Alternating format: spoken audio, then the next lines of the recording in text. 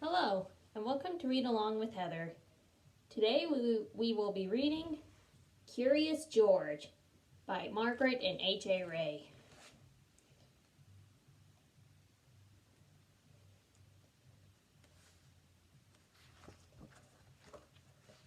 This is George. He lived in Africa. He was a good little monkey and always very curious.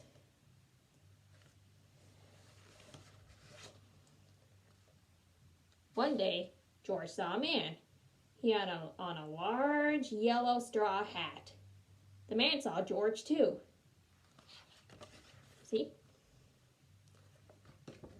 What a nice little monkey, he thought. I would like to take him home with me. So he put his hat on the ground, and of course, George was curious. See? He came down from the tree and looked at the large yellow hat. The hat had been on the man's head. George thought it would be nice to have it on his head. He picked it up and put it on. Almost looks like a sombrero. The hat covered George's head. He couldn't see. The man picked him up quickly and popped him into a bag. George was caught. Poor guy. The man with the big yellow hat put George into a little boat, and a sailor rowed them both across the water to a big ship. George was sad, but he was still a little curious. On the big ship, things began to happen. The man took off the bag. George sat on a little stool, and the man said, "George, I'm going to take you to a big zoo in a big city. You'll like it there. Now run along and play, and don't get into trouble." George promised to be good, but it's easy for little monkeys to forget. On the deck, he found some seagulls. He wondered how they could fly. He was very curious. Finally, he had to try. It looked easy, but oh, what happened?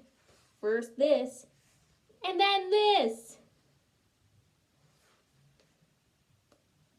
Where is George? The sailors looked and looked. At last they saw him, struggling in the water and almost all tired out.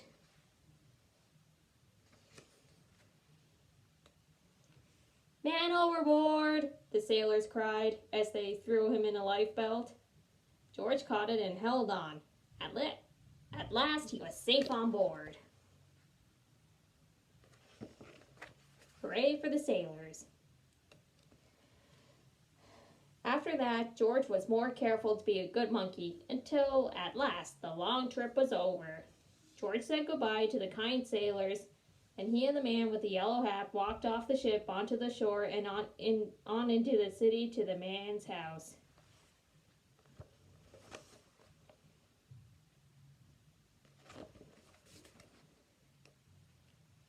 After a good meal and a good pipe, George felt very tired.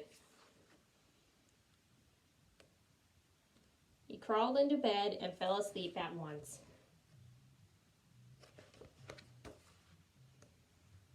The next morning, the man telephoned the zoo. George watched him. He was fascinated. Then the man went away. George was curious. He wanted to telephone too. 1, 2, 3, 4, 5, 6, 7. What fun! Ding-a-ling-a-ling! George had telephoned the fire station. The firemen rushed to the telephone. "Hello, hello," they said, but there was no answer. They looked for the signal on a big map that showed where the telephone had come from. They didn't know it was George. They thought it was a real fire. "Hurry, hurry, hurry!" The firemen jumped onto the fire engines and onto the hooks and ladders. "Ding dong, ding dong, everyone out of the way! Hurry, hurry, hurry!"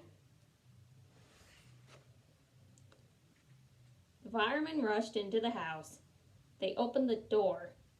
No fire! Only a naughty little monkey. Oh, catch him, they cried. George tried to run away. He almost did, but he got caught into the telephone wire.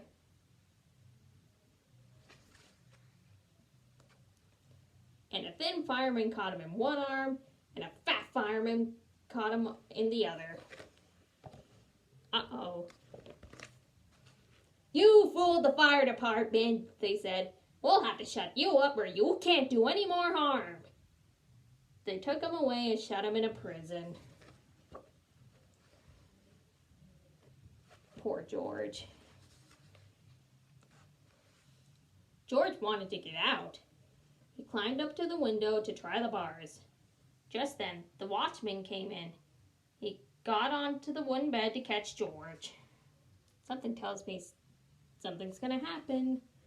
But he was too big and heavy.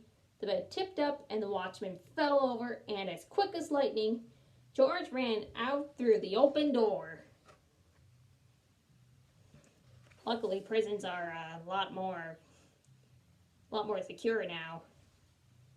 He hurried through the building and out on the roof. Then he was lucky to be a monkey.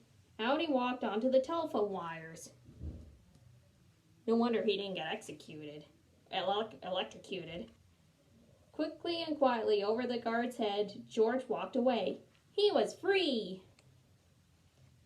Down in the street, outside the prison wall, stood a balloon man. A little girl bought a balloon for her brother. George watched. He was curious again. He felt he must have a bright red balloon. He reached over and tried to help himself, but instead of one balloon, the whole bunch broke loose. In an instant, the wind whisked them all away, and with them went George, holding tight with both hands. Up, up he sailed, higher and higher. The houses looked like tiny toy houses, and the people like dolls. George was frightened. He held on very tight.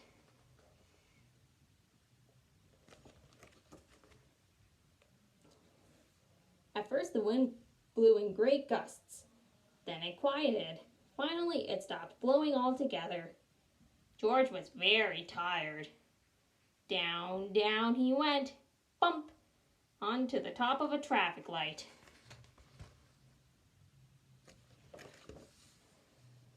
Everyone was surprised. The traffic got all mixed up. George didn't know what to do, and then he heard someone call, "George!" He looked down and saw his friend, the man with the big yellow hat. George was very happy. The man was happy too. George slid down the post, and the man with the big yellow hat put him under his arms.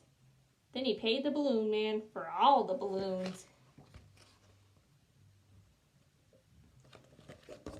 And then George and the man climbed in the car, and at last, away they went to the zoo. What a nice place for George to live.